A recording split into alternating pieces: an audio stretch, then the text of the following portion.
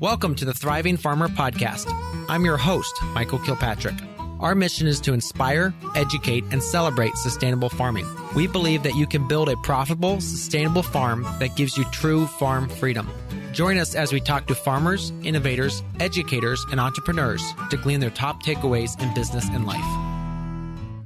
Hey, Thriving Farmers, Michael Kilpatrick here with another episode of the Thriving Farmer Podcast. And today I have two special guests. Zachary Couture is a passionate farmer, teacher, and advocate whose experiences obligate him to positively transform our human communities and ecosystem. He's currently land and production supervisor at Lutheran Services in Iowa, where for the past 10 years, he has co-led and developed the Global Greens program into a successful model to incubate beginning new American vegetable farmers through production education, land access, strategic planning decisions, and market access. We also have Firmin Ntakimazi, who is a translator for the program. He has been involved in the project from inception as a community leader, helping bring the idea to Iowa, and now is an interpreter for the program. Welcome to the podcast. Thanks for having us. And I hope I get your name mostly correct. How did I do? Yeah, almost. Almost. It sounds like a Japanese is Ntakimazi.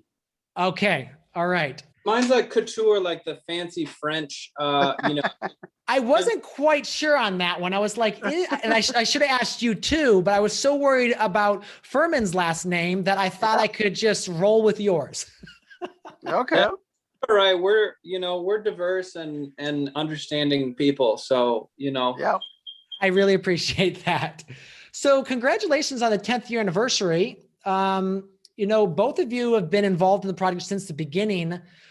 Let's talk about the beginning. Like obviously Firmin, saw the program, brought it into Iowa, but then, they had to kind of grow, had to get funding, had to develop from there. Yeah. So we're with Lutheran Services in Iowa, and we do a lot of different social work, social programming throughout the state of Iowa, from foster care and adoption to services with people with disability. And then we're in the refugee department. And then the Global Greens program is a program in our economic development department of the refugee department. So, and in terms of making the decision to start the program, we used to do resettlement services, but then we stopped doing that. And Nick Wirtz is the director here. He's been the director since I've been around as well. And so Firmin, maybe you could talk about like what exactly Nick said. At that point, we're not doing resettlement. What should we do? Yeah, actually, I had the opportunity to meet him this morning too at LSI, and he was talking to me that the government is asking them to restart the resettlement agency by January 2022. So Nick has been with LSI since I get here. He's the one who came to welcome me at the airport in 2006. And they were doing classes, resettling people. But after that, they had other programs going on since the resettlement was kind of slowing down. Yeah, but now we are happy they are going on. They keep now this agricultural project going on. I remember we took a trip to Washington, D.C. with a team from LSI. And during the sessions, we joined a class of agricultural activities in the USA. And I said, oh, my people are really good at farming. Why don't we go back and implement these activities? Since I know most of people who are not working, but they are not educated, so they cannot afford to have a job, but they are good at farming. Mm-hmm. So that's when we started with the small plots until they have to graduate and then have more plots. Since they are catching up with the seasons, they know what to do, because it is really, really totally different from the farming we're doing in Africa. Here is very different. And what country in Africa? We are originally from Burundi, but we fled to Tanzania, and we could not survive without farming there. Gotcha. Okay. So then came to the US. So let's talk about someone who's coming from over there now in Tanzania, coming to the US. What things are they struggling with? Obviously the language, you said they don't have a job, so they know the farming aspect. So Zachary, what's the training program involve, and what kind of things are you trying to teach? Yeah, I mean, so like Firmin said, in terms of like our program, it just started. We didn't have any tools or anything. I was actually a volunteer at the time, and they said, "Hey, some people want to start a garden," and I wasn't even gardening at the time. I just come from a background of teaching. I was an ESL teacher at the time, and so going from that to basically just calling up anybody that had land to see where we could dig up, Okay. near the communities of people, right? So there was an apartment building on the east side of Des Moines with some people from Bhutan. And I called people. It was somebody from the feed store actually that ended up saying, "Hey, there's this piece of land behind these houses that nobody uses.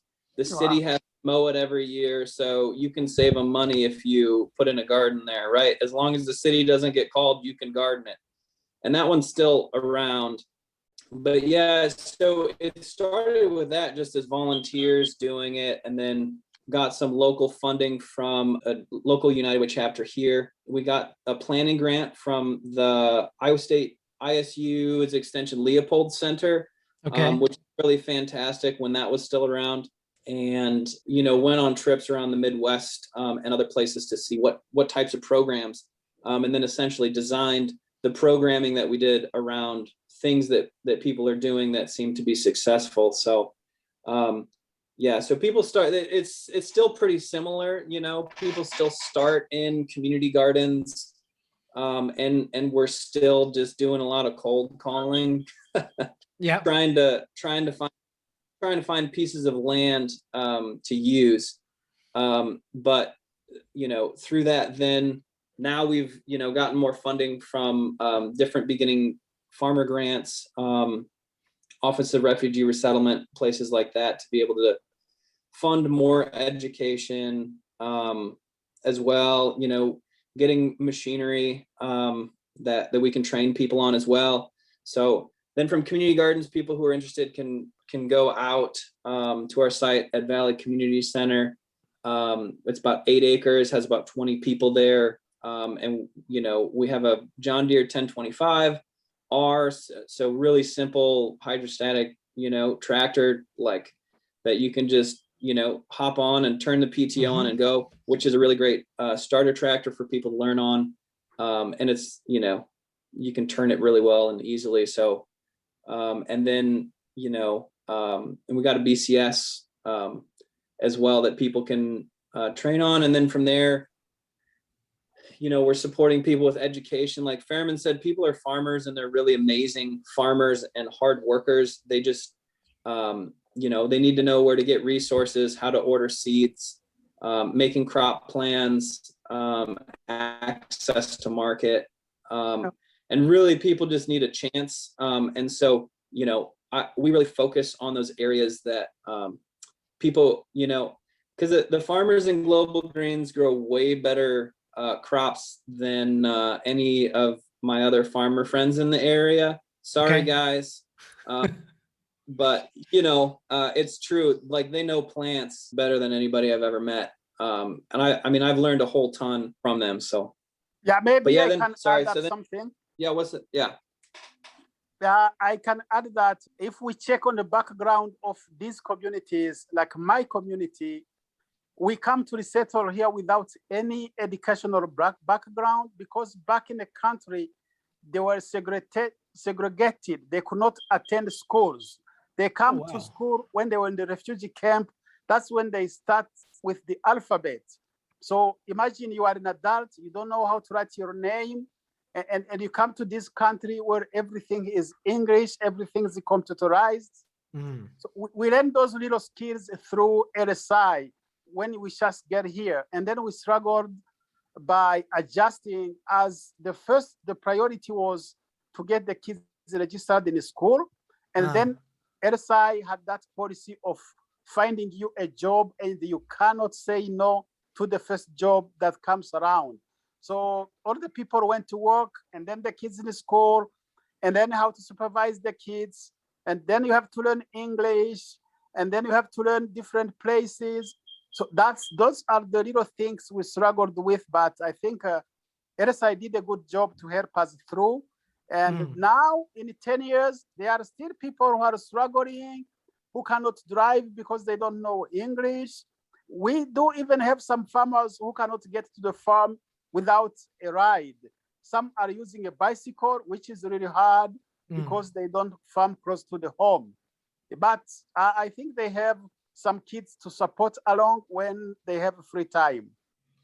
Okay. Wow. Yeah, Michael, I've seen a farmer, ride their bike a 2-hour trip each way, like just to get out to their garden. Wow. Because it's that important to them, and they don't have enough to get out there. So that's amazing.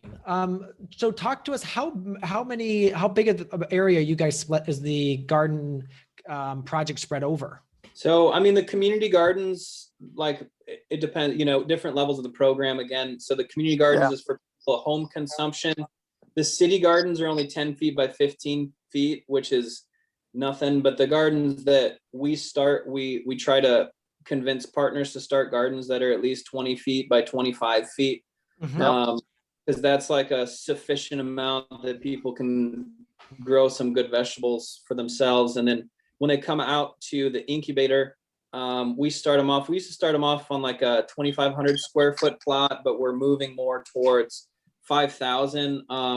Just the amount, and I don't have the numbers like dialed in yet, but I want to make sure that if someone's driving out to the farm, like what is that number where someone can, commute out to the farm, 3 times a week and be able to make a profit off of that land, because if you don't live there or you are commuting, if you're looking at a 1/4 acre garden, then, your net profit at the end of the year is basically all eaten up by the amount of times that you drive out to the farm. Absolutely. So trying to, I guess, maximize how effective it is for people to be commuting, and then, placing people in those size gardens. But yeah, at the farm, we have people who are on plots between that 5,000 and then like a 1/4 acre or 10,000 square feet. So then from there, people get the experience, they get access to the farmers market the first year they're out there, which, that's a familiar market style for them. Open air, they set up a booth, they display their vegetables, they sell. The second year after people are there, then they get access to the CSA. So we aggregate a CSA, which is like the, co-program manager of our program, Dan Bowser.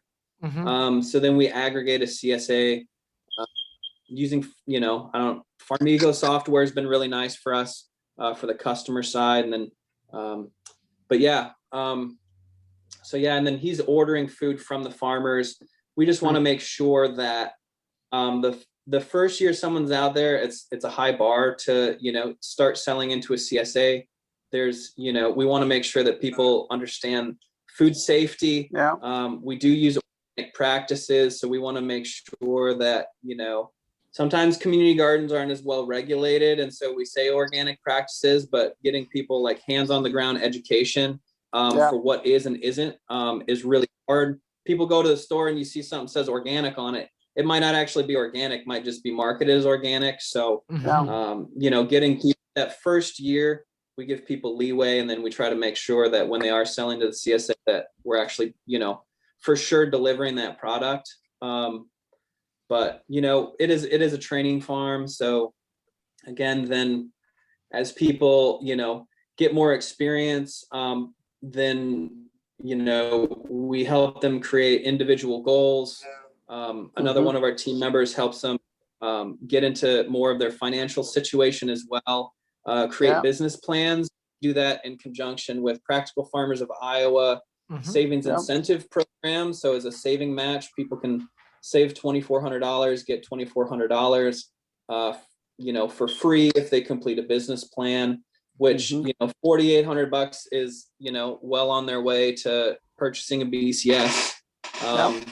And then, our graduate farms, they typically run, I would say, around $15,000 to $20,000 first year investment. You get a cooler, a BCS, and people wash station. You typically have enough infrastructure to manage 2 to 5 acre farm right out of the bat. So, and then we have 6 people at that level. So about 40 acres total that's managed by people in our program. So how many farmers in total do you have in the program? On a given year, 120 to 150 in community gardens. 20, it's a lot of people. 20 beginning incubator farmers, and then 6 at that graduate. Well, some people are still, it's like a transition, right? So sometimes it makes sense for people to maintain some infrastructure at our shared farm if their site doesn't have like a cooler or a wash station, for instance, for example. So then they can continue to rent a little bit of land at the incubator and then continue to get access to the wash station or cooler. Sometimes a transition into like the infrastructure of a farm takes a little bit, know, and I mean, some people there's land, sometimes there's land available, but there's nothing out there. And so there's people at all different levels, really. Now, do you maintain shared infrastructure? You just talked about walk-in cooler and stuff, but do you also have like a shared list of equipment? Yeah, so farmers have access to a shed with community tools. Some are donated, some are purchased. They have access to an irrigation system. This year, we just installed individual water meters for everybody because before we were just charging a flat water fee, and it didn't really encourage individual responsibility and conservation. Because we'd be like, we're raising the water price, and everybody said, wait a minute, that guy's using way more water than me, and I'm using rip tape, and know. But so we have water access, we have a shed, storage, and then we have 2 8x8 cooler rooms at different temps that people can store their vegetables in. And they get full. It's 8 acres, so it's basically on a Saturday when we have our farmers market at our office.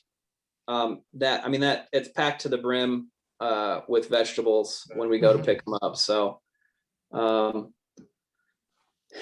in terms of like a model, it has worked as people graduate to get them in that, that cool bot room, that 8x8 plus a BCS, I don't know how much storage, maybe 1,200 to 2,000 square feet of storage on top of that for all the supplies and a wash station.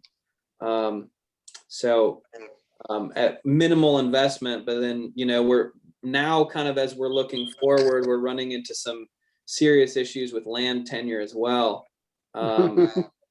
As landowners, because a lot of them are non-farming landowners, close to Des Moines, they might change their mind or sell their property for a higher value to a developer or something. Then we're running into, I guess, farmer refugees, like people who don't have land. And so we're looking at some more creative solutions, how to get longer term land access for people.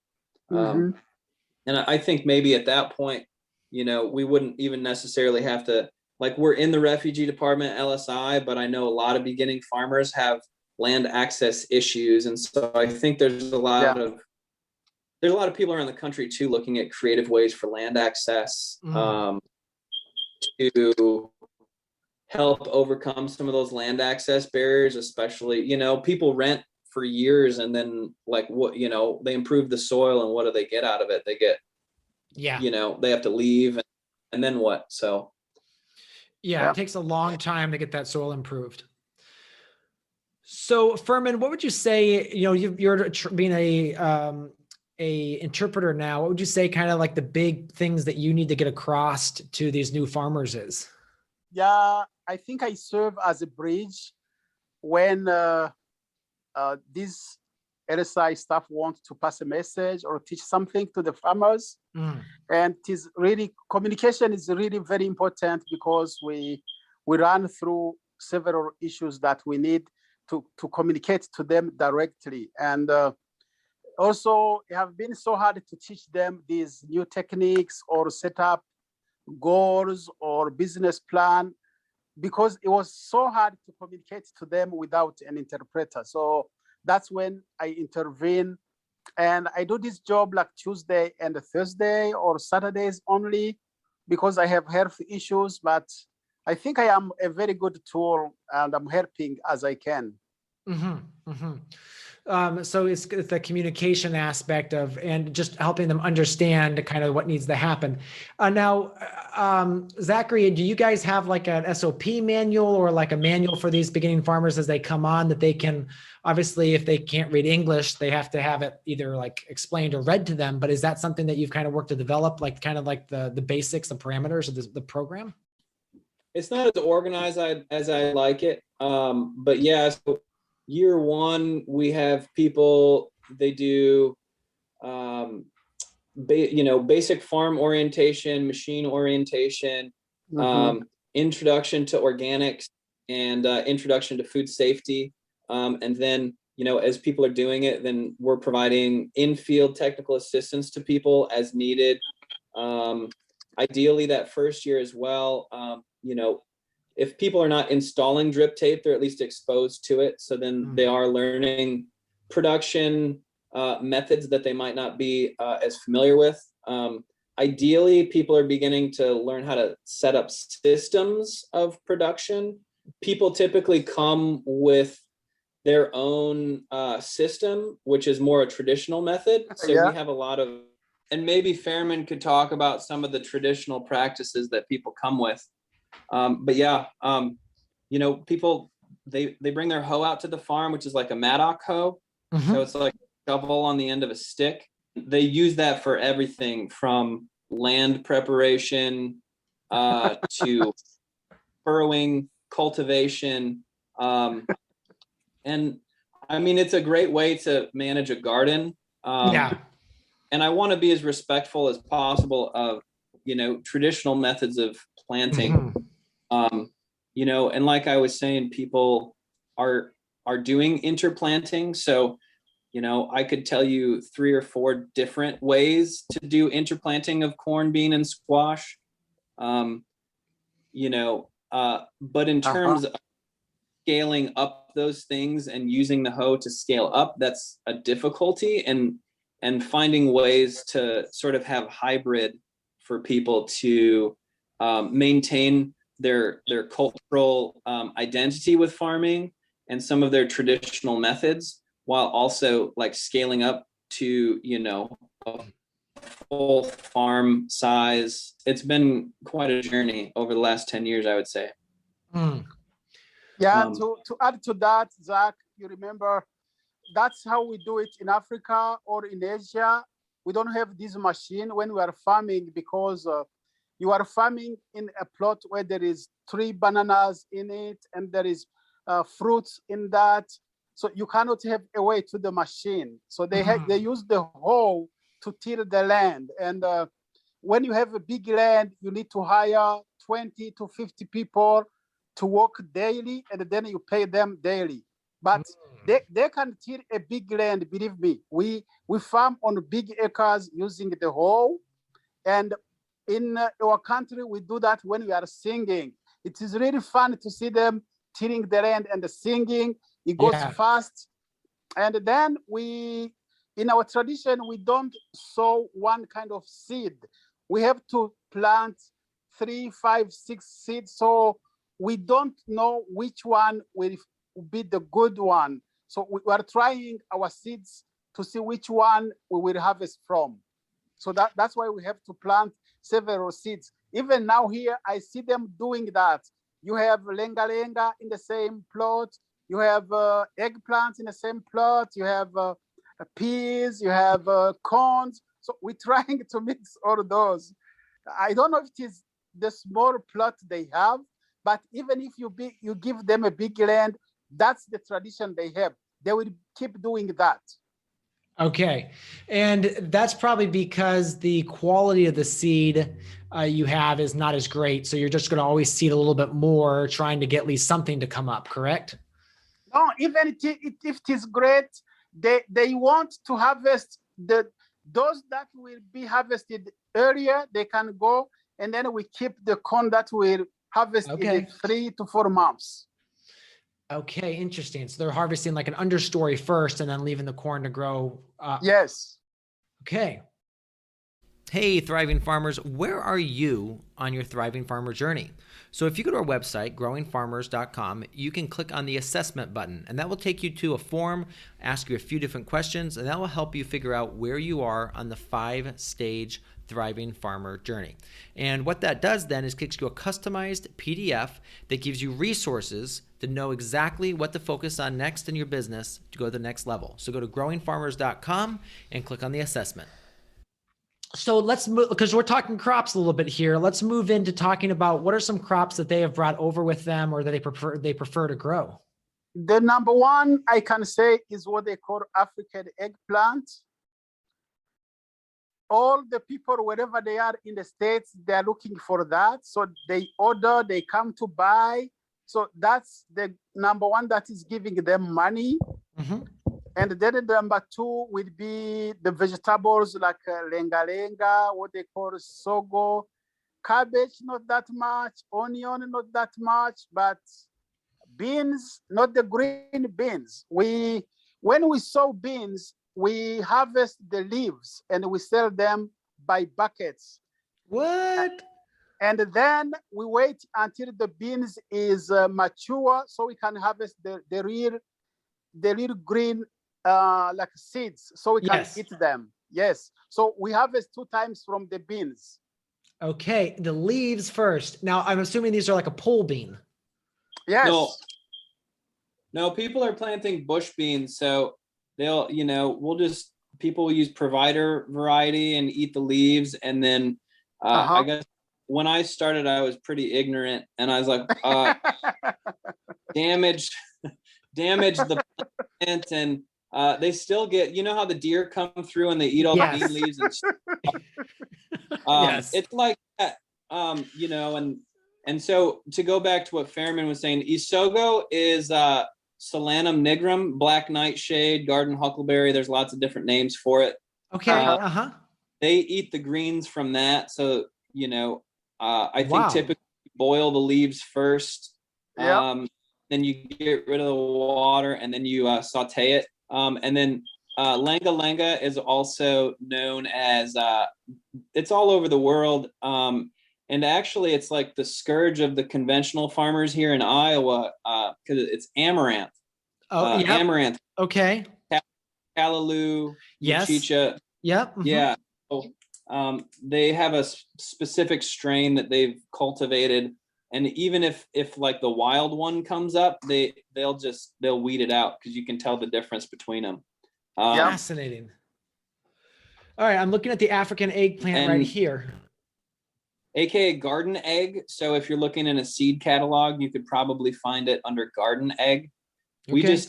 We just don't know names for things when we're like, oh, this. So we say, well, it's eggplant from Africa. So we're like, oh, that's how I call it.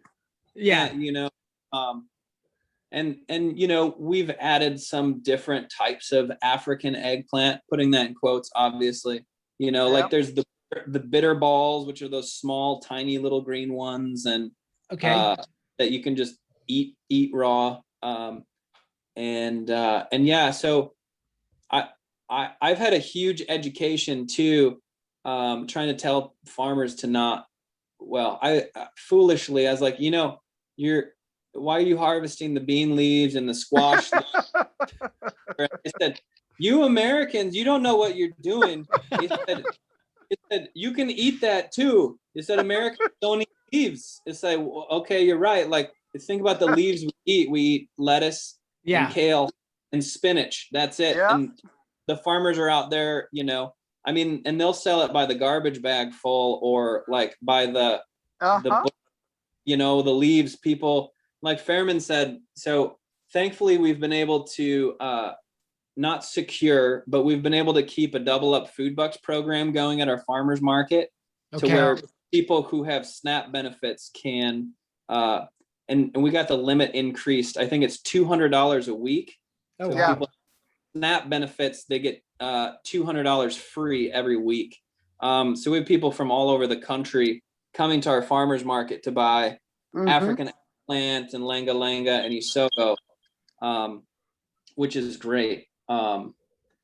It's a great incentive for, you know, low income individuals to buy more vegetables. But yeah, it's been great. I've been schooled though, Michael, that, you know, I don't know how many times I've felt just like an utter fool, you know, like, you know, if like I try to teach somebody and then they're like, no. Here's why you do it this way. And like I said, you know, as people have grown their farms, a happy medium, I think, between, you know, some of the ways to scale up in, you know, a way to conserve water or to cultivate your field in a more efficient way, while still maintaining some of their like cultural crops and traditions and things like that. So it's pretty cool. Yeah, before the farming, these people from Asia and Africa were going through store to store to try to find their traditional food, and they could not. So now when this farming came out, they are, oh, we are lucky. Now we have our own food. We are good. So people are very happy now. They can grow and sell some. And now we are learning also to sell some to the American people too. So these crops are starting to catch on.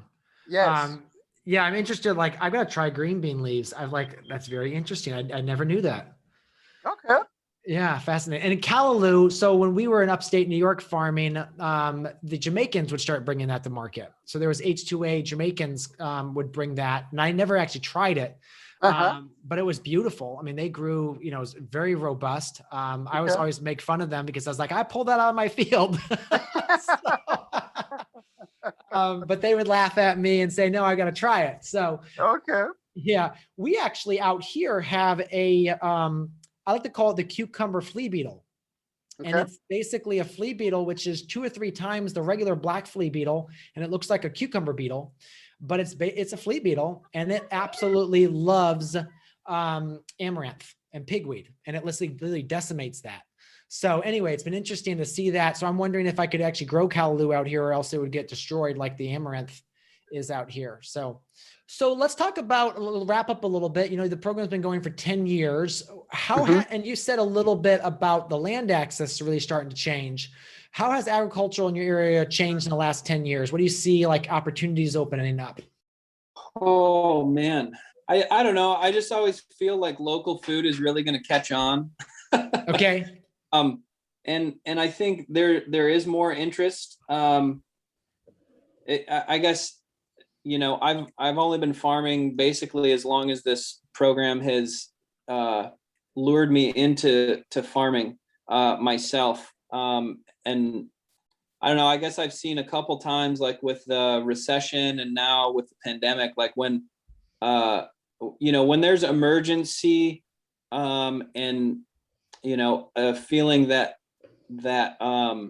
there's scarcity, people really do turn to their local communities and their local places for food. But then everything gets back to normal, and then people forget like the importance of farmers and the importance of, you know, buying local. That's, I guess, a theme that I've seen,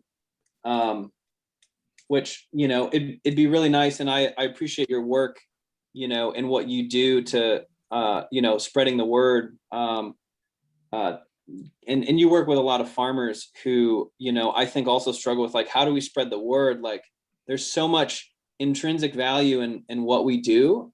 And I think you can see that with like, people come from another country and they say, what do you want to do? They say, well, I want to farm. And then I say, you know, we have all these questions that we ask people, like, evaluations and things like that, that we ask people and help track their progress. And it's like, well, why do you want to farm? They say, well, because I'm a farmer. But, you know, I think I have seen more people become interested. I'd like to see even more, and I would like to see, I guess, more will from, I guess I'm not sure who exactly, but I'd like to see more will around, you know, really prioritizing farmers who are growing food for their communities, and growing food using practices that are beneficial to the soil.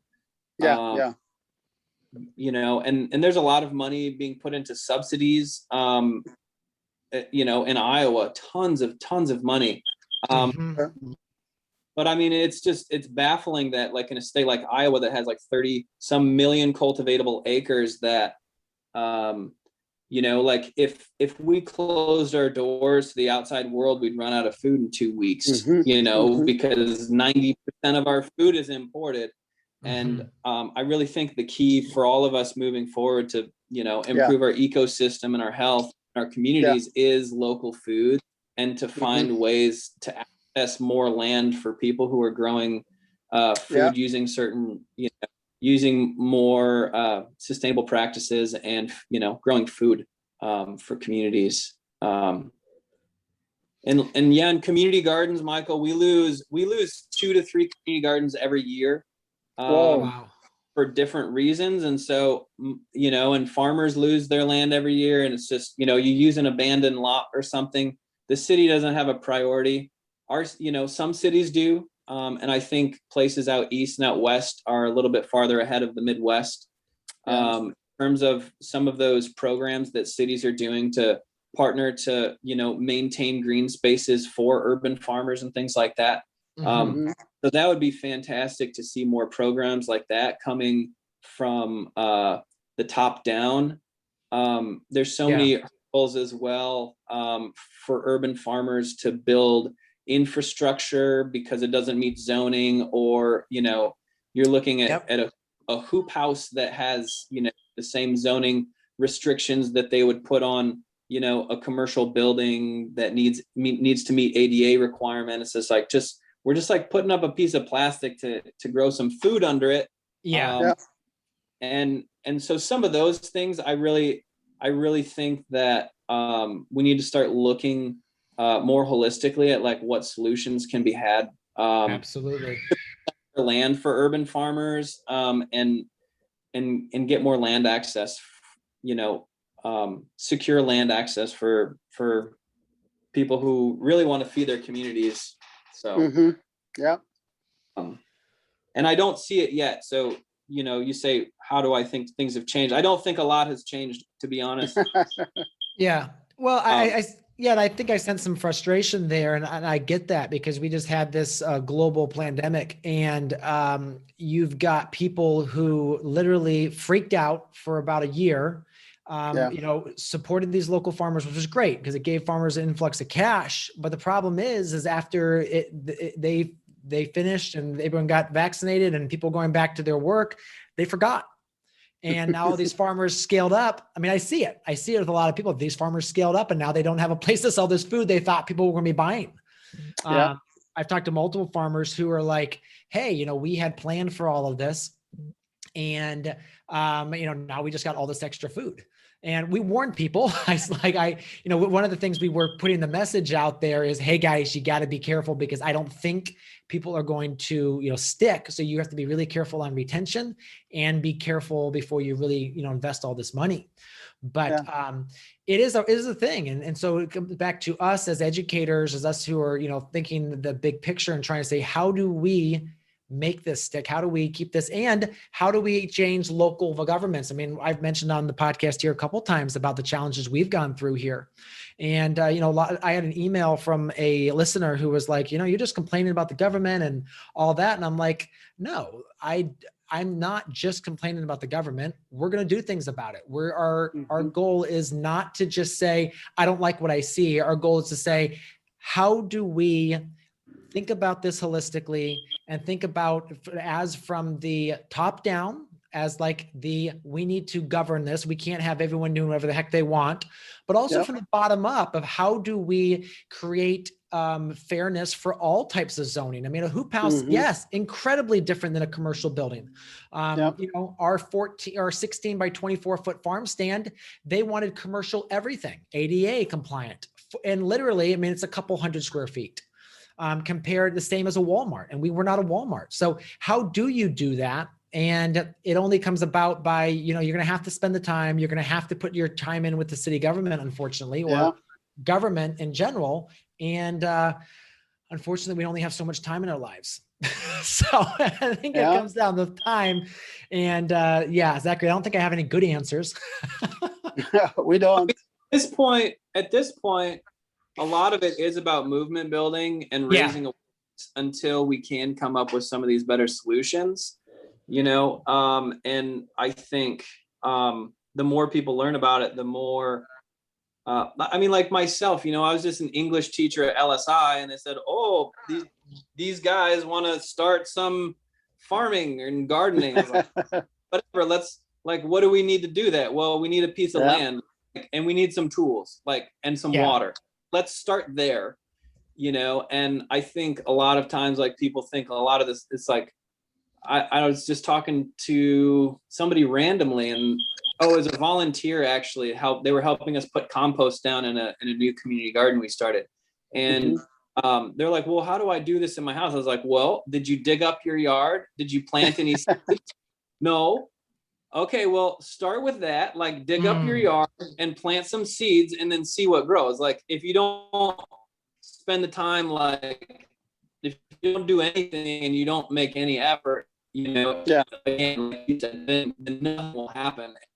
In my line of work, you know, I don't know how many times that you think something's going to work out and then it just fails. But that's part of trying to be more forward looking, is that I heard a quote recently. It says, if you're not failing at some of the things that you're trying, you're not trying hard enough. Yeah. I mean, just this year, I've been farming I farmed for a decade in upstate New York. I mean, we had a large farm with 20 plus employees. We started a brand new farm in Ohio here, and we're making mistakes every single week. Literally this weekend, we messed something up and screwed some stuff up. And it happens. And so we talked to okay, so how do we stop this? I mean, what was the failure point? So if you're not failing, you're probably not trying hard enough. You're not pushing hard enough. But back to your point there, I think it's about movement building. And you have an incredible, Zachary, what you got and Firmin have been doing over the last decade. You have an incredible story to tell of success of bringing people from, immigrating to, the U.S. from a really rough environment and successfully transitioning them to, having jobs and feeding their communities, which is the most important thing that we do. I mean, we feed people, we feed them amazing food. And so, bringing brand new ethnic foods into the area and providing those jobs and, a food source is so cool. And so I think, what would be really cool is if you could get you can get someone on staff to, just tell the story. And again, I know it's all about the grant dollars and stuff that you have to raise to fund the program, because that was one area we didn't quite get into was, the back end of this. But I think that would be amazing to tell the story, get in front of the city council, get in front of your communities and talk about what you're doing, why you're doing it, and the challenges that you have in the way of making that all happen. Okay. Yeah, we're working on it, and there's a lot of cool things happening too. I know Nick is, he has more connections with, some of our representatives in the area and city council members. The Des Moines City Council did make a food security task force. Unfortunately, I know people who quit because it didn't seem like the city was actually interested in change, and they weren't willing to listen to suggestions of what to actually do to improve food security, like an urban farming point of view. But I think, I guess getting people on the bill who actually represent some of these points of view would be great. And yeah, like, again, there's, we're doing some work with Practical Farmers of Iowa. They've been doing some listening to see how to support, farmers of color in Iowa, as well as, looking at maybe some advocacy issues that could make that. And I mean, honestly, a lot of the way I see it is that a lot of the problems that farmers in Global Greens face are the same problems that all beginning farmers face, financial capital, and access, and just, being able to fund infrastructure and things like that. So hopefully we can come up with some ways to, really help people through some of those decisions and, have pathways into successful farms. But yeah, I mean, hopefully I appreciate you having us on here to tell our story, and hopefully we can, inspire people somewhere in their area to go. Cause yeah, the first garden we started was just going out and digging up some land with some people. And I guess it turned into something a lot more, I guess I didn't really get into this to, think that I was some kind of movement, right? We're just like trying to plan so people can eat. But it turns out it's a way bigger issue that does need attention. Absolutely. Well, thank you both for coming on. Thanks so much for sharing your time. And I know, Firmin, you're a last minute addition, so thanks for being able to make it, being flexible. And we wish you both the best. And if I make it out there, I will be sure to look you up, and love to see what you guys got going on. Yeah, thank you so much. Absolutely. Thank you. Hey, Thriving Farmers, have you checked us out on YouTube lately? We have a bunch of new content there, including a few rants by me. I want to tell you, you don't want to miss them. I actually go rant about, some of the problems I see in our space and some of the challenges I see farmers facing. So go check that out. We've got instructional videos over there as well. Talk about setting up our new farm here in Ohio and all the steps we're going to do that, as well as just tutorials and tips on best practices for all sorts of things on the farm. So go ahead, check over at Growing Farmers on YouTube and see the new content we put together for you. So there you have it, another episode in the books. So I'd love if you would hop on over to iTunes and leave us a rating and a review. Those mean everything to us. We love to hear what you're thinking. If you have a podcast guest that you can recommend, please pop on over to the Thriving Farmer Podcast website and leave us a review. That's thrivingfarmerpodcast.com.